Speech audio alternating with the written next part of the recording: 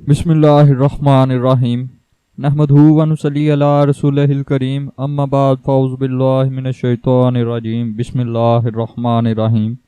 नाज़रीन, आज मैं आपको दिमागी अमराज से महफूज रहने का बहुत ही ताकतवर वजीफ़ा बताऊंगा।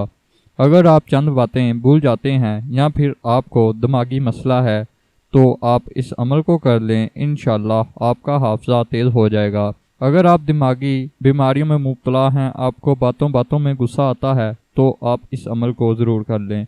इंशाअल्लाह आपकी हर किस्म की दिमागी बीमारी दूर हो जाएगी। अमल बताने से पहले मैं आपको अमल की चंद शराइत बता देता हूँ जिन पर अमल करना ज़रूरी है।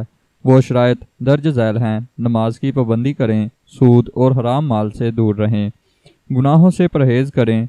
सबसे बड़ी बात, अमल करते वक्त इस बात का यकीन रखें कि मैं जो अमल करने लगा हूँ अल्लाह पाक मुझे इसमें ज़रूर कामयाब करेगा, क्योंकि अमल का इन्हिसार अमल के यकीन पर होता है।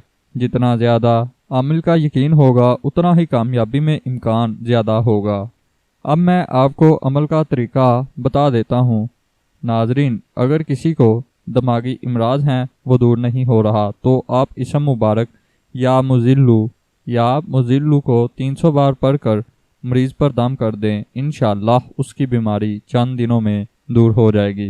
दोस्तों, बहुत से लोग कमेंट करके अहबाबों की तबीरात पूछते रहते हैं। हमारे पास हज़ारों कमेंट्स मौजूद होते हैं, सबका जवाब नहीं दिया जा सकता क्योंकि आपके बहुत से सवाल होते हैं। जो लोग अहबाबों की तबीरात जानना चाहते हैं वो हमारा नया चैनल तबीर ए ख्वाब को सब्सक्राइब कर लें, लिंक डिस्क्रिप्शन में मौजूद है।